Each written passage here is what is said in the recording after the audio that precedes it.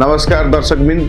आज म कुनै हावादारी गफ होइन बल्कि इतिहासको पाना पल्टाउन छु। आखिर भारतसँग व्यापारिक, धार्मिक र पारिवारिक नाता भए तापनि किन नेपाललाई सानो भाइ भनेर हेपिन्छ? के देश सानो वा ठुलो हुँदैमा 21औं शताब्दीमा एक देशको प्रधानमन्त्रीले अर्को देशको प्रधानमन्त्रीलाई हेप्न मिल्छ?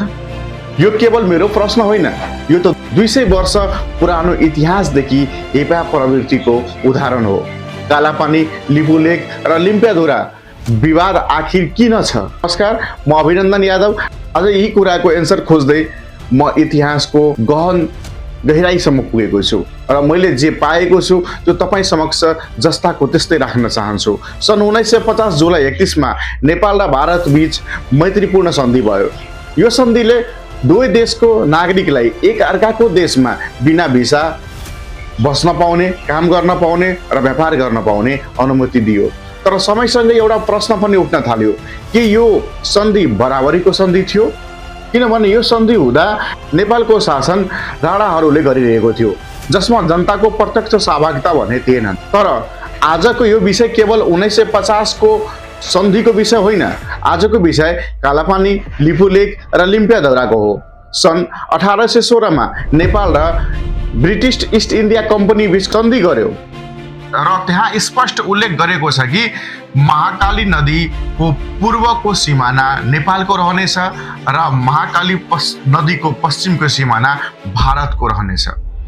त्यसपछि जुन प्रश्न उठ्न थाल्यो त्यो आज पनि यथावत रहेको छ। त्यो प्रश्न हो, आखिर महाकाली नदीको उद्गम स्थल कहाँ छ त? यो प्रश्नमा अड्किएको छ 200 वर्षको पुरानो विवाद। भारतको दाबी छ नदी लिपुलेक तर्फबाट सुरु हुन्छ, तर नेपालको दाबी छ नदीको वास्तविक उद्गम स्थल लिम्पियाधुरा हो। यदि नदी लिम्पियाधुराबाट सुरु हुन्छ भने कालापानी, लिपुलेकको विभाग नेपालको हुनेछ। यहीबाट सुरु हुन्छ इतिहास र वर्तमानको ठुलो सङ्घर्ष। अब भावनाले होइन, नक्सालाई हेरौँ। सन् 1816 देखि सन् 1880 सम्म ब्रिटिस इस्ट इन्डिया कम्पनी र नेपालको नक्सालाई अध्ययन गर्दाखेरि एउटै कुरा दोहोरिरहेको छ, महाकाली नदीको उद्गम स्थल लिम्पियाधुरा देखाइएको छ। यो केवल नेपालको भावनाको कुरा होइन, यो ऐतिहासिक दस्तावेजको कुरा हो। एउटा सत्य यो पनि हो कि 1962 मा भारत र चीन बीच युद्ध भयो। त्यति बेलाको राजा महेन्द्रसँग अनुरोध गरेर भारतले आफ्नो सीमा बचाउनको लागि चीनी सेनालाई आफ्नो सीमासम्म पुग्न नदिनको लागि नेपालको उक्त जमिन केही समयको लागि युज गर्न अनुमति मागेको थियो।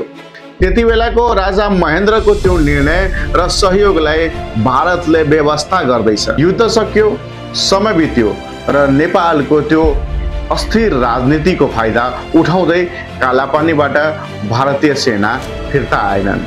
आज कूटनीतिक जवाबमा यो भन्दैछ कि हामी त्यो बाटो पहिलादेखि नै युज गर्दै आएको छु र त्यो भूभाग मेरो हो। एउटा सत्य यो पनि हो कि 1769 मा नेपालले आफ्नो भूभागमा रहेको 17 भारतीय चेक पोस्टहरू हटाए, तर कालापानी भने संवेदनशील स्थान भएर केही दिनको लागि थप चाहिएको हो भनेर भारतले आग्रह गरे, जुन आज पनि त्यहाँबाट हटाइएको छैन। किनभने नेपालमा अस्थिर राजनीति रहिरह्यो। नेपालले जुन सानो देश भनेर हेपिरहेको आजको यी सरकारहरूले, तर इतिहास के छ तपाईँलाई थाहा छ? नेपालले एउटा अभिभावक सरहको भूमिका निभाउँदै आएको इतिहास पनि रहेको छ। जुन लोकतन्त्रको आडमा आज भारत आँखा मिलाउँदैछ, त्यो आजाद भारत बनाउन मुख्य भूमिका खेलेको राममोहन लोहिया र जयप्रकाश नारायण कुनै बेला नेपालको शरण लिएर ब्रिटिस इस्ट इन्डिया विरुद्धको समर्थन जुटाउन एजेन्डा नेपालबाटै सुरु गरेको थियो। त्यति मात्र होइन, आजाद भारत रेडियो प्रोग्राम सञ्चालन पनि नेपालबाटै गरेको थियो। कतिपय क्रान्तिकारीहरू नेपालबाट गोप्य बैठक, योजना र सम्पर्क सञ्चालन गर्थे।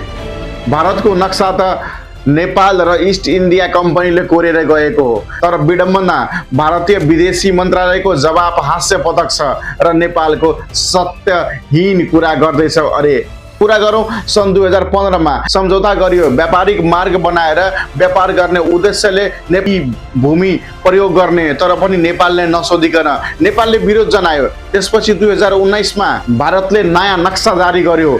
त्यो नक्सामा नेपालको कालापानी, लिपुरेक र लिम्पियाधुराहरू भारतको हो भनी देखाइएको छ। त्यस स्थानलाई पिठोरागढ जिल्लामा समावेश गर्यो। नेपालद्वारा कूटनीतिक विरोध पत्र पठाइयो, त्यो पनि ऐतिहासिक प्रमाण र दस्तावेज सहित। अर्थात् नेपाल मौन थिएन, नेपाल लगातार आफ्नो दाबी राखिरहेको थियो। मे 8, 2020 मा भारतको रक्षा मन्त्री राजनाथ सिंह दार्चुलादेखि लिपुलेकसम्म बाटो उद्घाटन गर्यो। नेपाललाई जानकारी नदिई त्यसपछि नेपालले अर्को फैसला लियो। त्यसपछि नेपालले ऐतिहासिक निर्णय लिँदा मे 2020 मा नयाँ नक्सा सार्वजनिक गरे। नेपाल एउटा सानो देश हुन सक्छ, तर देशको परिभाषा समान हुन्छ। देशको सम्मान, स्वाभिमान र आत्मसम्मान। नेपाल सानो छ तर कमजोर होइन। सँग दुश्मनी नेपाल र भारत दुवैको लागि हितमा रहने छैनन्। नेपालले सम्मानजनक व्यवहार चाहन्छ र सत्य कहिले झुटको दास हुन सक्दैनन्। हाम्रो भूमि अवश्य फिर्ता हुनेछ भन्ने आशा र भरोसा मलाई छ। तपाईहरुलाई यो भिडियो कतिको राम्रो लाग्यो? लाइक, शेयर र सब्स्क्राइब गर्नुहोला र भरपूर मात्रामा शेयर पनि गर्नुहोला, जुन नेपालीको समक्ष यो भिडियो पुगोस्। हस्त, नमस्कार, जय नेपाल।